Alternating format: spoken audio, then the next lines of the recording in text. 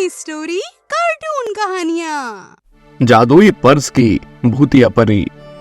एक गांव में कल्याणी अपने परिवार के साथ रहा करती थी।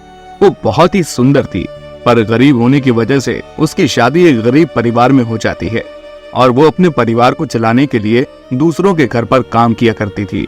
एक बार कल्याणी सीमा के घर पर काम करने जा रही थी। तभी रास्ते में उसे राधिका मिल जाती है और वो कल्याणी से कहती है, अरे कल्याणी, कहाँ जा रही हो इतनी सुबह सुबह? अब तो सर्दियाँ शुरू हो गई है। पता है दीदी, पर क्या करूँ, काम पर तो जाना ही पड़ेगा ना। सीमा दीदी के घर जा रही थी। अच्छा, तो अब तुम सीमा के यहाँ काम करने लगी हो? ये तो बहुत ही अच्छी बात है। अगर फ्री हो तो मेरे घर पर भी काम कर जाना, क्योंकि सर्दियाँ शुरू होने वाली है, तो मुझे भी एक काम वाली चाहिए थी।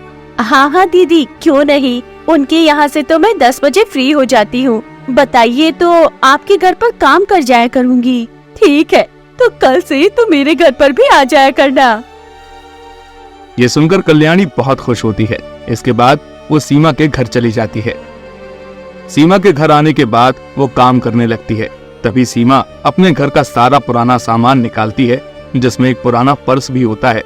पर्स को देखकर सीमा कहती है, ये कितने साल पुराना पर्स है, पता नहीं किसका है। लगता है जरूर मेरी स्वर्गवासी सास का ही होगा। अब ये मेरे किसी काम का नहीं है। मैं इस पर्स को फेंक ही देती हूँ। तभी उस पर्स पर कल्याणी की नजर पड़ जाती है। उसे वो पर्स काफी अच्छा लग रहा था और वो सीमा से कहती है, अरे दीदी, अगर आप ये पर्स फेंक रही है तो ये मुझे ही दे दीजिए ना। मेरे पास कोई पर्स नहीं है, मैं इसे अपने पास संभाल कर रख लूंगी। हाँ कल्याणी, ले ले। वैसे भी ये मेरे किसी काम का नहीं है। ये सुनकर कल्याणी बहुत खुश होती है और पर्स लेकर घर आ जाती है। कल्याणी जब पर्स को देखती है तो वो काफी ज्यादा पुराना था, तो वो उसे साफ करने के बारे में सोचती है और यही सोचकर वो पर्स की चेन को खोलकर उसे देखने लगती है। तभी उसे पर्स के अंदर एक छोटी सी चेन दिखाई देती है। उस छोटी सी चेन को देखकर कल्याणी काफी हैरान हो जाती है। अरे, इतने बड़े पर्स में इतनी छोटी सी चेन मैंने तो कभी नहीं देखी। शायद ये पुराने जमाने का है ना, इसी वजह से। चलो, मैं इसे खोल कर देखती हूँ। और ये कहकर जैसे ही कल्याणी उस चेन को खोलती है, वैसे ही उसमें से एक भूतिया परी निकलती है। भूतिया परी को देखकर कल्याणी बुरी तरह से घबरा जाती है। अरे नहीं, तुम कौन हो? हे भगवान, ये तो भूत है। हाय राम, मेरे घर पर भूत आ गया। अरे चिल्लाओ मत, मैं भूत नहीं हूँ, बल्कि भूतिया परी हूँ। क्या भूतिया परी? मैंने तो सिर्फ परियों के बारे में सुना था। क्या परियां भी भूतिया होती है? हाँ, जिस तरह इंसान मरकर भूत बन जाते हैं, इसी तरह परियां भी मरकर भूत बन जाती हैं। वैसे मुझे इस पर्स में एक चुड़ैल ने कैद किया था। अच्छा, तो बताओ अब मैं क्या करूं? तुम कुछ मत करो, तुम ये पर्स रख लो। ये जादुई है, तुमने मुझे मुक्ति दी है, तो अब मैं यहाँ से जा रही हूँ। क्या सच में अब तुम चली जाओगी? मुझे परेशान नहीं करोगी? नहीं, मैं तुम्हें कभी परेशान नहीं करूँगी। मैं परी लोग जा रही हूँ। ये कहकर भूतिया परी वहाँ से चली जाती है, जिसे देखकर कल्याणी बहुत ही खुश होती है। पर उसे डर लग रहा था कि अगर वो इस जादुई पर्स का इस्तेमाल करेगी तो भूतिया परी वापस आ जाएगी। इसलिए वो उस जादुई पर्स को वैसा ही रख देती है। धीरे धीरे समय गुजर रहा था। वो पहले की तरह काम करने जाने लगी थी। एक दिन कल्याणी अपने घर में बैठी हुई थी। वो काफी परेशान थी क्योंकि उसे पैसों की जरूरत थी। तभी उसे जादुई पर्स याद आता है। अरे, भूतिया परी ने कहा है कि मैं उस जादुई पर्स से कुछ भी मांग सकती हूँ। मैं अभी उस पर्स से कुछ पैसे मांगती हूँ। ये कहकर वो जादुई पर्स निकाल कर लाती है और उससे कहती है, हे जादुई पर्स, मुझे कुछ पैसे दे दे। ये कहते ही कल्याणी के पास पैसे आ जाते हैं, जिसे देख कल्याणी बहुत ही खुश होती है। और तभी वहाँ भूतिया परी भी आ जाती है और वो कल्याणी से कहती है, तुमने मेरे पर्स का उपयोग किया है, तो अब तुम्हें मेरा भोजन बनना पड़ेगा। ये तुम क्या कह रही हो? तुमने तो कहा था कि तुम मुझे परेशान नहीं करोगी।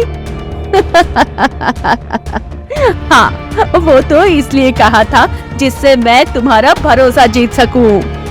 ये सुनकर कल्याणी बहुत ज्यादा परेशान हो जाती है और वो भूतिया परी से कहती है, तुमने तो मेरे साथ विश्वासघात किया है। मैंने तुम पर भरोसा करके इस जादुई पर्स से कुछ मांगा, पर मुझे नहीं पता कि परी भी बुरी होती है। मुझे नहीं चाहिए ये जादुई पर्स। ये कहकर कल्याणी उस जादुई पर्स को फेंक देती है। पर्स फेंकते ही भूतिया परी वहाँ से गायब हो जाती है, पर वो पर्स जाकर उसकी पड़ोस में रहने वाली शीतल के हाथ लग जाता है। अरे वाह, ये पर्स कितना सुंदर है, इसे मैं अपने पास रख लेती हूँ। ये कहकर वो जादुई पर्स को अपने पास रख लेती है। एक दिन शीतल उस पर्स को लेकर बैठी हुई थी, तभी उसने कहा, काश मेरे पास बहुत सारे पैसे होते तो मैं आज बहुत अमीर हो जाती। ये कहते ही उसके पास बहुत सारे पैसे आ जाते हैं, जिसे देखकर वो बहुत खुश हो जाती है।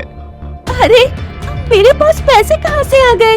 लगता है ये जादुई पर्स है। पर तभी वहाँ पर भूतिया परी भी आ जाती है और वो हंसते हुए शीतल से कहती है,